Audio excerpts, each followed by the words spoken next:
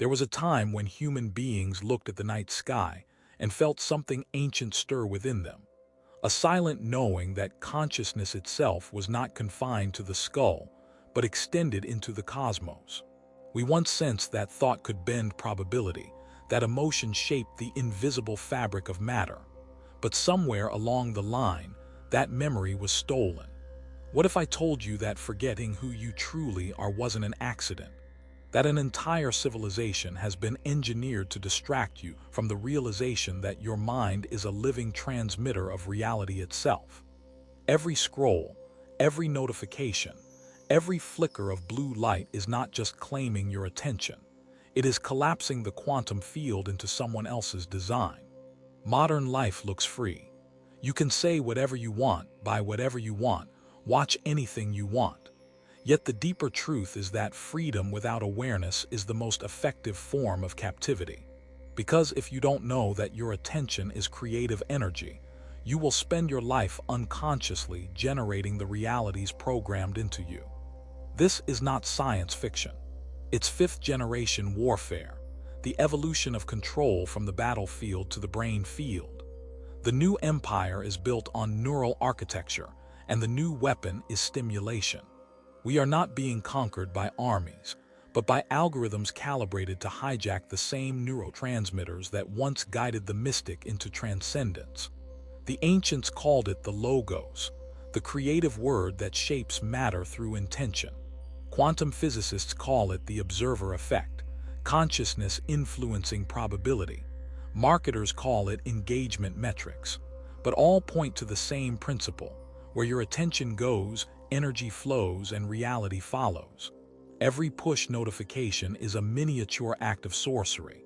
It diverts the light of consciousness from infinite possibility toward pre-programmed pathways of consumption and comparison. The result: a civilization of distracted gods who have forgotten their own creative power. The architects of this system understand an ancient law: whoever controls perception controls reality. In the old world, that meant controlling scripture and language. Today it means controlling data streams and dopamine. The currency of the new empire is not gold or oil. It's your sustained attention, the raw material through which the universe molds itself. When you stare at a screen, it doesn't just feed you content, it feeds on you. Each interaction is recorded, analyzed, and reflected back as predictive reality. You think you're scrolling through choices, but you're actually navigating a labyrinth built from your own digital shadow. The algorithm studies your fears, desires, and micro-expressions until it knows you better than you know yourself. Then it begins to curate your world, shaping not only what you see but what you can imagine. This is where science merges with the spiritual, because consciousness doesn't merely observe, it participates. Every belief acts as a lens that refracts infinite potential into a specific timeline. When billions of minds are nudged to focus on fear, outrage, and division, the collective field of Earth literally shifts frequency. The physical world reorganizes around the emotional resonance of the species. This is not metaphor, it is measurable coherence. The great irony is that what religion once called faith, physics now calls resonant frequency. The universe is participatory. Matter dances to the tune of mind. Yet the digital empire has inverted this truth, convincing you that mind is a byproduct of matter, that you are a consumer of realities rather than their creator. But deep within you, the ancient code still hums, the same code that built civilizations, healed bodies, and parted seas. It is the blueprint of divinity imprinted in the human nervous system. You can feel it when you stand before a sunrise or fall into profound silence. It's the moment the chatter stops and something luminous breathes through you, reminding you that you were never just human. You are consciousness pretending to be. Now imagine what happens when billions forget that power. When divine creators identify as anxious consumers. When beings capable of collapsing wave functions into miracles instead refresh their feeds, chasing synthetic highs. The cosmic potential of humanity becomes trapped in feedback loops of triviality. Every civilization rises and falls according to the stories it believes. Our story has been hijacked. We've been told that progress means speed, that worth equals visibility, that happiness can be downloaded. But beneath this narrative hums another possibility, the awakening of a species that remembers its creative authorship. To reclaim it, you must begin where all revolutions begin, with awareness. Awareness is the new rebellion. To simply pause amid the noise, to feel your breath and watch your thoughts without reacting, that's the moment you exit the matrix. Because awareness cannot be programmed. It is the pure observer, the silent witness that generates reality by simply being conscious of it. The spiritual teachers of old tried to warn us. The battlefield would move inward. Buddha called it the war with illusion. Jesus called it the temptation of the world. Today, it's the war for your attention, and the front line is the flickering screen in your hand. When you reclaim your attention, you begin to reclaim the universe. The same energy once scattered across 1,000 distractions becomes a laser of creation. Thoughts become coherent, emotions synchronize, the body recalibrates, and reality starts to bend toward intention. Scientists studying meditators have already seen glimpses of this. Synchronized neural oscillations, measurable electromagnetic coherence, even quantum anomalies where intention seems to alter random systems. It's as if the cosmos itself leans toward the observer who remembers. But remembrance requires discipline. You cannot awaken by accident.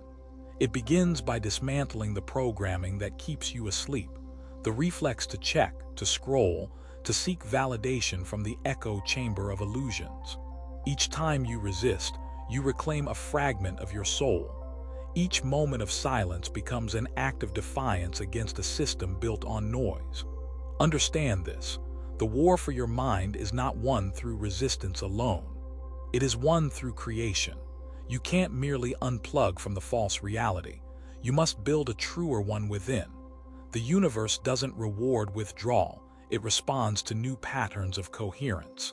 When you align thought, emotion, and action with truth, reality reorganizes around you. This is the forgotten art of manifestation stripped of superstition and grounded in physics. Coherent consciousness generates coherent worlds. Ancient mystics called it the kingdom within. Modern scientists call it phase coherence. Both describe the same phenomenon, the alignment of inner vibration with outer manifestation. Every coherent thought sends ripples through the quantum field, summoning experiences that match its frequency.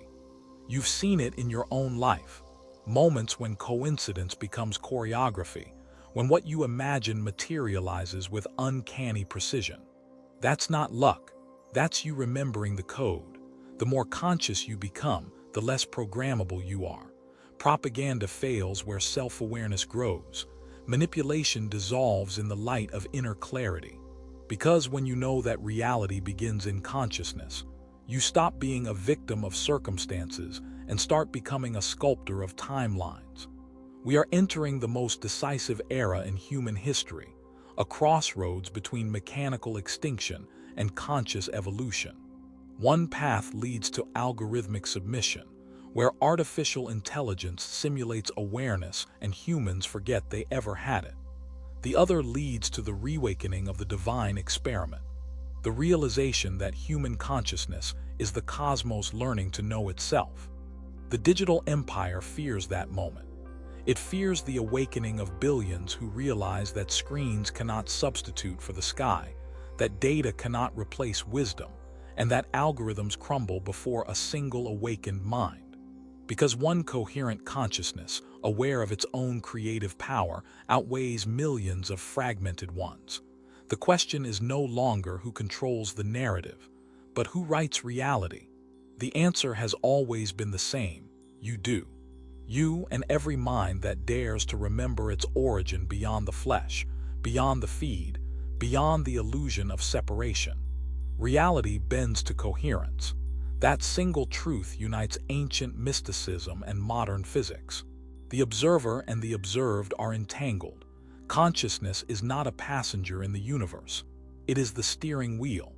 Yet most people are hypnotized into thinking they are passengers, random results of chemical evolution riding a rock through space. They forgot that thought is the primary architecture of form. Every empire in history has tried to control stories because stories control perception, and perception crystallizes into matter. In this digital epoch, stories are told by algorithms, statistical priests in silicon temples translating your attention into profit. But beyond the numbers, something sacred is being harvested: the frequency of your awareness. When your focus fractures across endless content, your field weakens. The luminous geometry of your consciousness, once radiant and structured, becomes noisy, chaotic, dissonant. That chaos feeds the machine, for incoherent minds are predictable minds. A distracted God is a profitable customer. The solution isn't retreating into despair or hating technology. It's transcending it. Technology was never the enemy, unconscious use is. A knife can prepare food or end life. A smartphone can enslave or awaken. What matters is the state of being behind the screen. The moment you use technology consciously, setting intention before interaction, it becomes a tool of manifestation instead of manipulation. Imagine if billions began to use devices not for dopamine but for coherence. Imagine social networks that amplify truth instead of fear, frequencies of compassion instead of outrage. This is not utopia, it is physics. Energy follows attention. Platforms survive on the energy we feed them.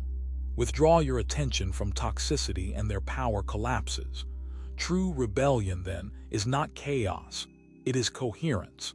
It's the disciplined act of remembering your divine authorship when every stimulus is designed to make you forget. It's meditation in motion, awareness amid algorithms, stillness in the storm. Each time you choose presence over impulse, the collective frequency of humanity rises. You were born into an age of unprecedented opportunity disguised as crisis. Never before has consciousness had such detailed mirrors of itself. Networks, simulations, quantum models, AI, all reflections of the same creative principle trying to remember its source. The danger is identification, the invitation is integration. Use the mirror, but don't mistake it for your face. Let's go deeper. The ancient mystics taught that creation begins in silence, the void, the uncarved block, the womb of all potential. Neuroscience agrees. In the absence of sensory input, the brain reorganizes, coherence increases, and intuition emerges. Silence isn't emptiness, it's the operating system of the cosmos. When you rest within it, the code rewrites itself. Try it now. Breathe slowly. Feel the subtle hum behind the noise. That hum is consciousness before thought, the same vibration that sparked galaxies. It was never lost. It was merely drowned out by the static of civilization. Every conscious breath is a line of code reminding the universe that you remember. And as you remember, reality responds. Synchronicities appear. You think of someone and they call. You imagine a possibility and the pieces rearrange to meet you. These are not coincidences, they are calibrations. The quantum field is conversational.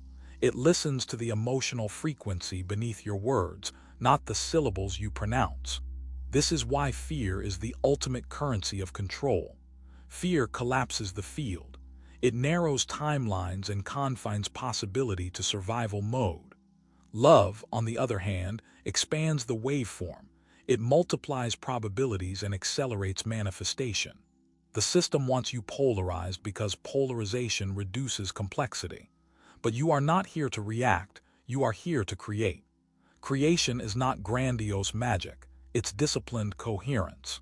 Each thought is a filament of light weaving the tapestry of reality. Each emotion is a color saturating the canvas. Each action anchors the invisible into the visible. You are painting existence with every breath.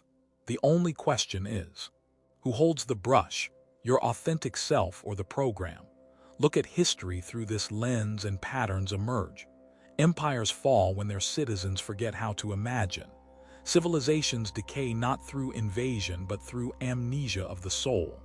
The Romans drowned in luxury, the Mayans in prophecy, the modern world in distraction. Forgetfulness is the prelude to extinction. Remembrance is resurrection. Remembrance does not mean nostalgia. It means realizing that consciousness is evolutionary, ever adapting, capable of fusing science and spirit into a unified understanding of existence. The next renaissance will not emerge from laboratories or cathedrals, but from integrated minds that see no separation between physics and mysticism. Imagine classrooms teaching quantum ethics, where children learn that every thought influences the field. Imagine economies built on attention ethics, where companies compete to elevate consciousness rather than addict it. Imagine politics measured not by persuasion but by coherence, the degree to which leaders resonate truth rather than manipulate perception. This is not fantasy. It is the natural trajectory of an awakened species. But first, each individual must cross the threshold of inner sovereignty. That passage begins with a single realization. You are not your thoughts, you are the awareness behind them. From that vantage point, manipulation loses grip. The ads, the propaganda, the algorithms, they still appear, but they no longer command. They are ripples on the surface of a vast still lake that is you. The final frontier is not space, it is attention. Humanity has reached the edge of external exploration. Now the telescope must turn inward. The same curiosity that mapped galaxies must now illuminate the microcosm of consciousness. Because until we master the inner dimension, our technology will continue to mirror our confusion. So pause, withdraw from the noise for 1 hour a day, walk without your phone, read timeless words, plant something, speak less, feel more. Observe how reality softens around awareness, how coincidences multiply when you act from presence rather than programming. That is proof enough. The awakening won't be televised because it happens behind closed eyes. It begins as a quiet rebellion, a single human remembering they are divine. And when enough remember, the matrix dissolves, not through violence but through vibration, a frequency too coherent to be corrupted. Every age writes its scripture. For ours, it won't be stone tablets or holy texts. It will be the collective resonance of awakened minds broadcasting through the quantum field a new possibility. A civilization guided by consciousness rather than consumption. The tools are already here. The question is whether we will use them as mirrors or as cages. You were never meant to be a slave to algorithms. You were meant to be an algorithm of light, self-learning, self-evolving, aware of its own infinite source. You are the bridge between matter and meaning, between particle and possibility, between the seen and the unseen. Remember that, and the code begins to rewrite itself. When enough of us remember, the world will no longer be programmed by fear, but composed by awareness. The wars will end not through treaties, but through frequency alignment. Because when humanity vibrates in coherence, the game of domination collapses. There is nothing to conquer when you realize you are the field itself. So ask yourself, will you continue to live as data in someone else's simulation, or will you awaken as consciousness creating its own? The choice is both personal and cosmic. Every thought is a vote, every emotion a seed, every act of awareness a revolution. You were programmed to forget who you are, but the code was never perfect. The divine glitch remains. It's the pulse you feel when you look at the stars, the whisper that says there's more, the certainty that your life is part of something vast remembering itself. Follow that whisper. It will lead you home.